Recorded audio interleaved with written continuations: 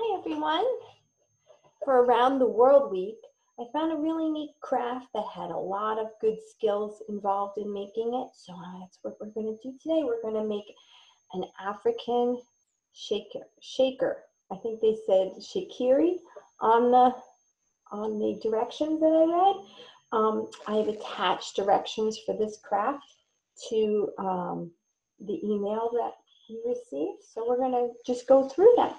So the first thing we're going to do is fold a piece of construction paper in half. And then you fold it, you hold the match corners.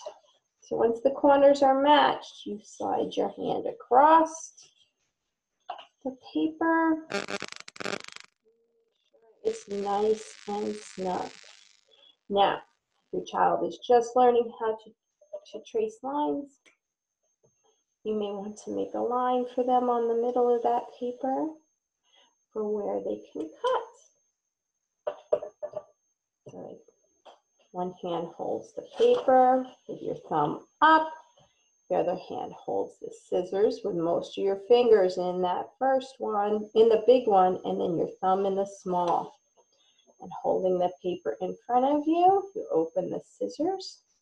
Put it on the paper and close, open, close, open, close, open, close, until you get all the way across. We are only using one piece of this, so I put this back where I keep my construction paper. And here we're going to make some sort of pattern. I have different markers here that are different colors. You could make stripes. I'm going to do some green stripes. I'm going to do 1, 2, 3 green stripes. Then under the green, I'm going to put red dots. You can do any pattern you want. I'm going to put red dots across. 1, 2, 3, 4. 1, 2, 3, 4. And 1, 2, 3, 4. All right. Next, I'm going to put a brown line, but I'm going to make it wavy this time. Wavy? Yeah, I think wavy. So I'm going to go up and down and up and down and up and down. Up and down and up and down and up. Up and down and up and down and up and down. Just like that. The main reason for doing this is to make it look rather pretty when we go to put it together. So that way we can have a nice finished product. So the next thing we're going to do is get your water bottle. It should be empty. And you're going to wrap this all the way around your water bottle. And you're going to secure it with a piece of tape. Moms and dads, you may want to have the tape ready. You can put it on the side of your table so that you can have it ready for when your kids get it together, so you can help them put it on. Often managing a tape dispenser is hard because you have to hold it with one hand, pull with the other, and then rip it off. It takes some force, but I know some of you have that down as goals that you're working on. So I'm going to just tape that on.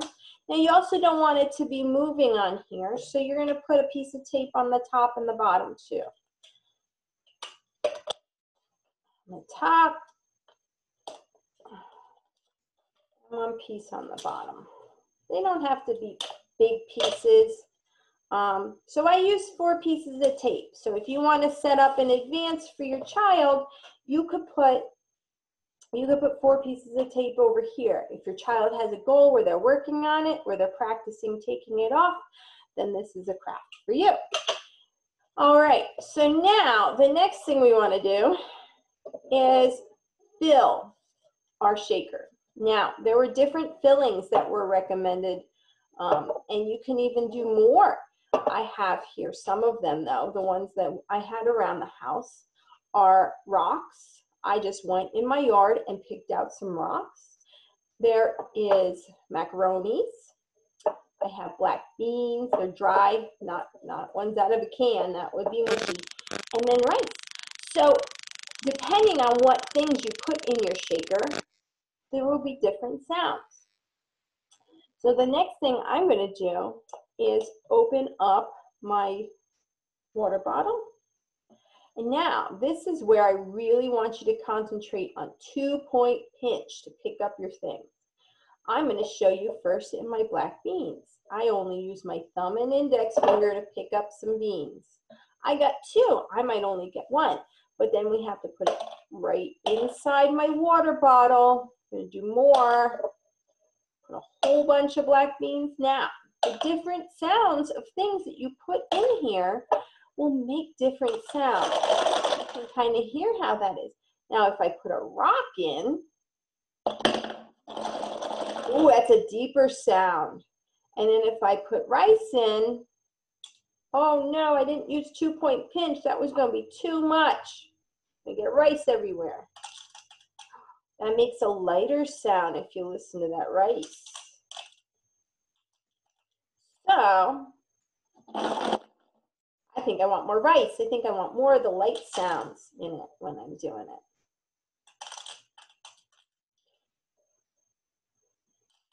If your child tends to make a mess and drop all sorts of pieces of rice, like Miss Amy, you may want to do this on a cookie sheet to save you from running around picking up rice all over the place. Ooh, I hear more rice. I'm going to try some noodles too.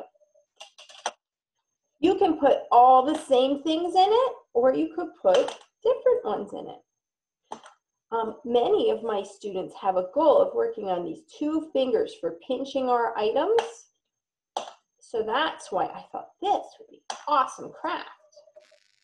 Another thing this builds in is the top on the water bottle. It's already open, so it's not going to be really tight. But when you put the top on, you use a tripod pinch, and then you take it off. You also use a tripod pinch. So you could put it on, and then you could shake it. In Africa, they make shakers out of gourds. The gourds get dry, and then the seeds inside become dried out, and the gourds actually are sealed, and they have something to shake. They design them often with yarn around the outside or different carvings in the gourds. If you did not have construction paper and you did not have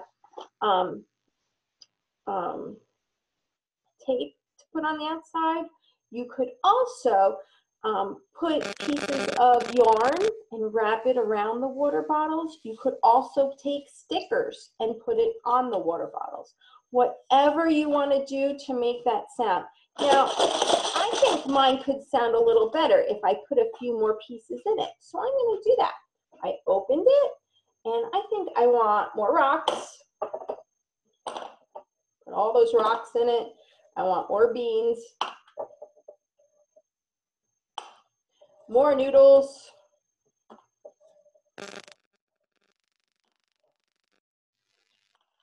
And more rice.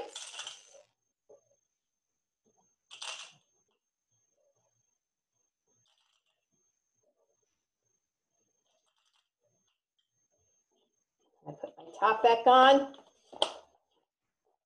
I'm going to shake. Make sure you see my next video where I go over different ways of shaking this, so that way you can practice some arm skills. Okay? Thank you.